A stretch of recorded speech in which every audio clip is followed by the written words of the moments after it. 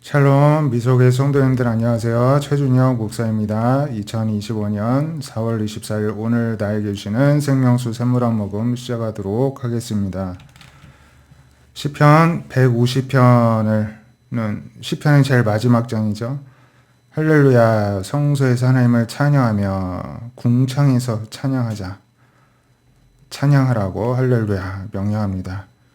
그의 능하신 행동을 찬양하고 지극히 위대하심을 따라 찬양하고 나팔소리, 악기를 동원해서 찬양하고 소고치며 춤추며 찬양하고 높은 소리 나는 악기들로 찬양하되 호흡이 있는 자마다 여호와를 찬양할지어다 할렐루야. 이렇게 시편이 마칩니다. 호흡이 있는 자마다 반드시 여호와를 찬양해야 됩니다. 호흡이 있는 자가 지구상에 50억 명 있는데 여호와를 찬양하는 사람 몇 명일까요? 우리 미속의 성도님들은 호흡이 있음에도 하나님께 감사하고 모든 매사에 하나님께 감사하는 마음으로 찬양 드리기를 소원합니다. 사무엘상 17장에 보면은 이제 다윗이 골리앗을 맞서는 그런 장면이 시작이 되는데요. 블레셋 사람들이 이제 유다에 쳐들어왔습니다. 엘라 골짜기에 진치고 전열을 벌였습니다. 블레셋 진영에서 싸움을 두드는 자가 나은데 그 이름은 골리앗이고 골리앗의 이름의 뜻은 망명자, 유랑자 이런 뜻입니다. 가드 사람인데 그의 키가 6규빗, 규빗은 도량형인데요. 한 규빗은 이 손끝에서 팔꿈치까지 길이로서 최소한 45cm입니다. 그런데 이제 6규빗이니까 6 곱하기 45cm를 하면은 270, 2m 70cm가 나오는데 6규빗하고도 한 뼘이 이거죠. 보통 한 25cm 이렇게 하는데요. 그러니까 295cm, 거의 3m 가까이 되는 아주 거인이었습니다. 머리에는 노투구를 쓰고 비늘 갑옷을 입었는데 갑옷의 무게가 돛 5,000세겔, 한 세겔이 약 11.42g입니다. 근데 5,000이니까 5,000을 곱하면은 약 한 57kg, 57.1kg 정도 이렇게 나옵니다. 굉장히 그 무거운 갑옷을 입을 정도로 그래도 아주 솜털같이 느껴졌겠죠. 그의 다리에는 노스로 된 각반, 다 온몸을 노스로 다 이제 무장을 하였습니다. 창자루는 배틀채 같고 창날이 철 600세겔. 아까 한 세겔이 약 11.42g인데 600세겔 곱해보면은 6kg가 조금 넘는 무게입니다. 그 칼 날만 그랬다는 것이고요. 그리고 방패 든 사람이 앞에 가면서 이제 방어를 해주면서 그렇게 시중을 들었다는 것입니다. 그가 이스라엘 군대를 향해서 너희가 어찌하여 나와서 전열을 벌였느냐? 나는 블레셋 사람이 아니며 너희는 사울의 신복이 아니냐?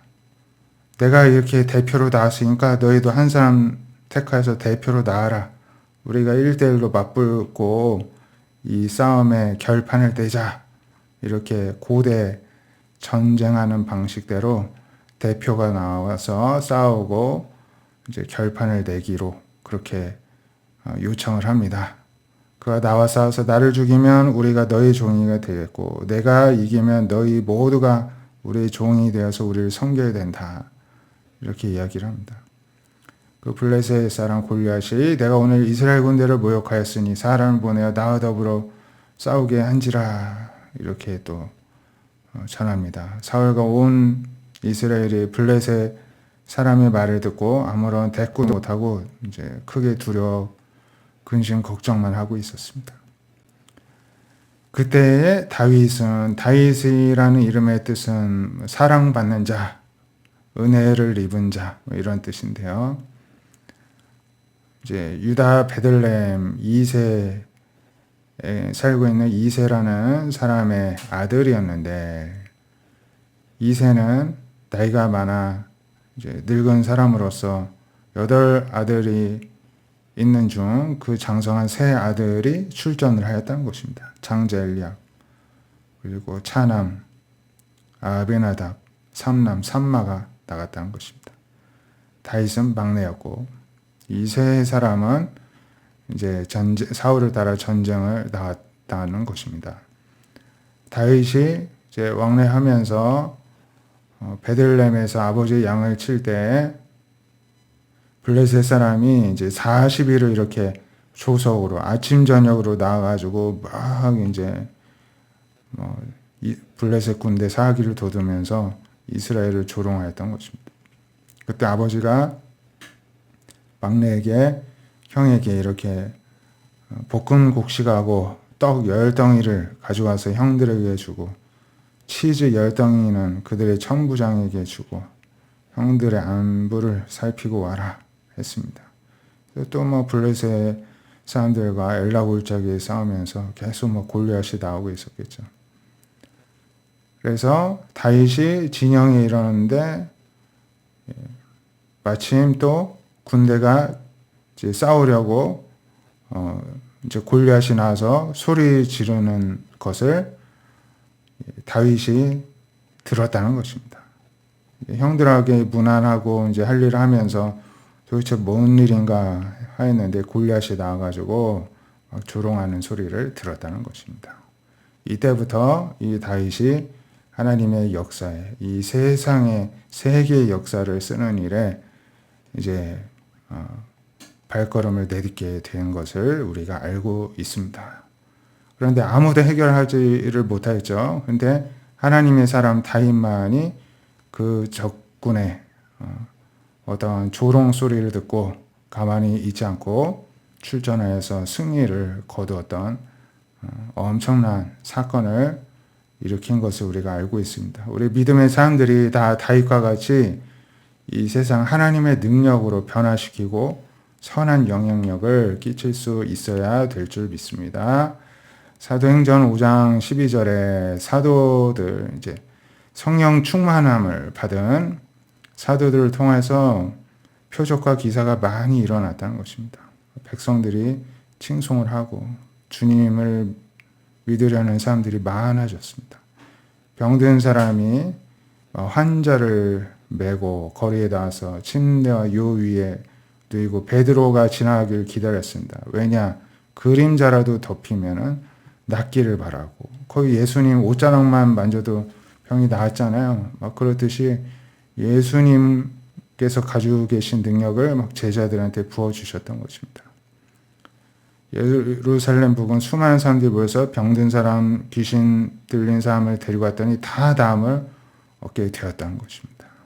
놀라운 일이, 예수님께서 십자가에 달리시고 부활하신 후 승천하시고 성령님을 보내신 후 이렇게 예수님께서 하던 일을 이 제자들도 하는 이러한 역사가 시작이 된 것을 우리가 말씀을 통해 볼 수가 있습니다. 오늘날의 예수님의 제자가 누군가? 우리죠. 우리를 통해 이런 성령의 역사가, 사람을 살리는 역사가 일어나야 될 줄로 믿습니다. 저와 우리 미소교회 성도님들이 늘 성령 충만한 가운데서 세계를 변화시키고 세상을 살리는 일 위에 쓰임받기를 소망합니다. 기도하겠습니다. 하나님, 우리가 이 시대에 하나님의 사람으로서 하나님을 날마다 찬양하게 하여 주시옵시고, 있는 힘껏 온 악기를 동원하여 정성을 다하여 목소리 높여 하나님을 찬양하기를 소망합니다. 또한 이 시대의 예수님의 제자로서 성령 충만함을 입고 담대함으로 예수님의 제자들과 같이 복음을 증거하며 우리를 통해서 사람을 살리는 역사가 일어나기를 소망하며, 또한 다윗과 같이 이 시대에 꼭 필요한 일, 사람들을 살리고 유익하게 하는 일 위에 귀하게 쓰임받는 미소교의 모든 성도님들, 각 가정들, 자녀들, 사업장들 되게 축복하여 주시옵소서. 예수님의 이름으로 기도드립니다. 아멘. 오늘도 성령의 능력으로 바로 서고 승리하는 저 여러분 되시기를 축복드립니다. 감사합니다.